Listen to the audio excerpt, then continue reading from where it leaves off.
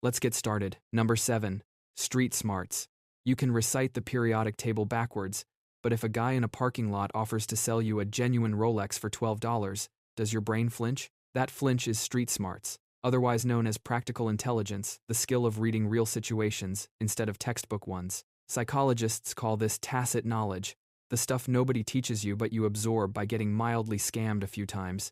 It's why some straight-A students freeze the first time a landlord tries to slip a shady clause into a lease, while a high school dropout smells it from across the room. Your brain builds this radar through pattern recognition, not IQ points. Every awkward negotiation, every, wait, that deal sounds too good, every time you sensed a room shift before anyone said a word, that's your amygdala and prefrontal cortex quietly teaming up to keep you from getting robbed, emotionally or literally. Basically, street smarts is intelligence that skipped the classroom and went straight to the school of trust nobody, verify everything.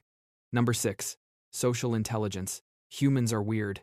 We invented smartphones, landed on the moon, and built artificial intelligence. Yet many of us still don't know when someone wants the conversation to end. Social intelligence is the ability to read people without turning into a mind reader. It's noticing body language, tone of voice, facial expressions, awkward silences, and all those invisible signals people constantly send without realizing it. Ever met someone who instantly makes everyone comfortable? They remember names, ask good questions, laugh at the right moments, and somehow avoid making every conversation about themselves. That's not magic. Their social radar is simply better calibrated. Meanwhile, someone lacking social intelligence might interrupt every sentence, ignore obvious discomfort, overshare personal stories during job interviews, or somehow turn a birthday party into an accidental hostage situation.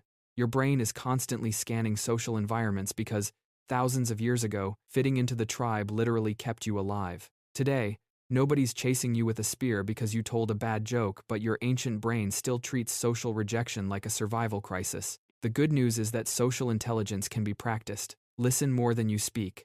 Watch reactions instead of waiting for your turn to talk. Most people secretly love talking about themselves anyway. Master this skill, and opportunities often arrive disguised as conversations. Because people rarely remember your GPA. They almost always remember how you made them feel. Number 5. Emotional intelligence. Imagine winning every argument and somehow losing every relationship. Welcome to life without emotional intelligence. Your emotions aren't random explosions that appear just to ruin Mondays. They're signals. Think of them like dashboard warning lights in a car. Ignore them long enough, and eventually something starts smoking. Emotional intelligence means noticing what you're feeling before your mouth decides to make a public announcement about it. It also means recognizing emotions in other people without needing giant flashing subtitles above their heads. That coworker giving one-word answers, they're probably not just busy. They might be frustrated, exhausted, or simply trying very hard not to throw a stapler across the room. People with high emotional intelligence don't eliminate emotions, they manage them. They're less likely to panic during stressful situations because they understand that feelings are temporary visitors, not permanent landlords. Ironically, emotions influence almost every decision you make. Even the ones you swear are completely logical. Your brain likes to think it's the CEO, but your emotions have been quietly approving the budget this whole time. Mastering emotional intelligence doesn't make life painless. It simply stops your feelings from grabbing the steering wheel every 5 minutes, because sometimes your biggest enemy isn't another person. It's yesterday's bad mood showing up for today's meeting.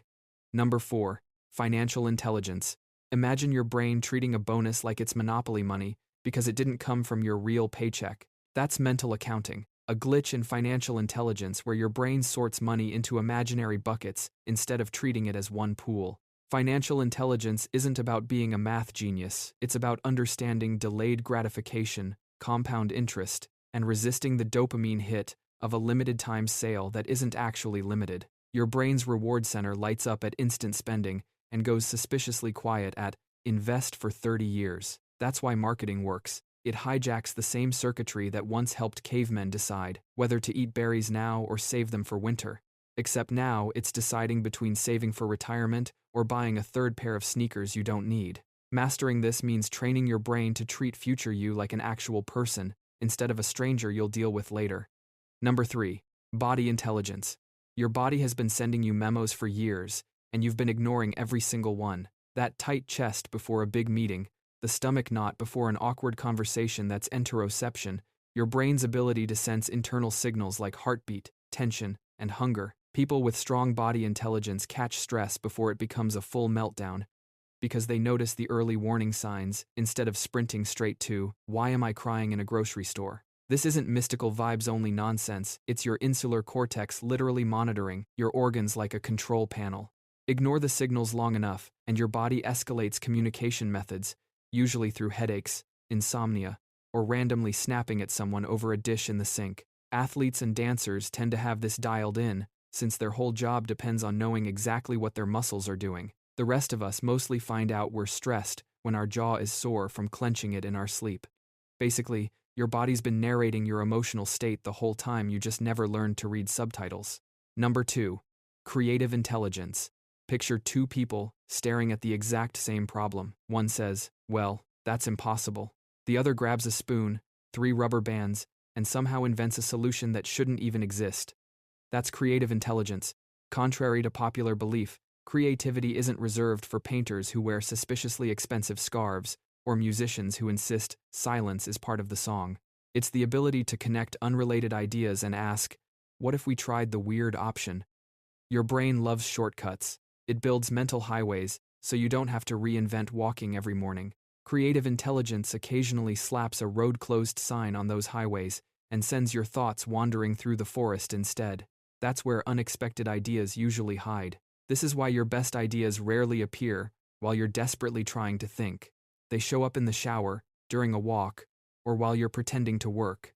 Once your brain relaxes, distant thoughts suddenly start introducing themselves like strangers at a party. The world's greatest inventions often began as ideas that sounded completely ridiculous. Flying machines? Laughable. Carrying a tiny computer in your pocket? Absurd. Ordering dinner by tapping glass? Witchcraft. Creative intelligence isn't about having more ideas, it's about refusing to throw away the strange ones too quickly. Because sometimes, the dumbest-looking idea is just a genius wearing terrible camouflage. Number 1. Intrapersonal intelligence.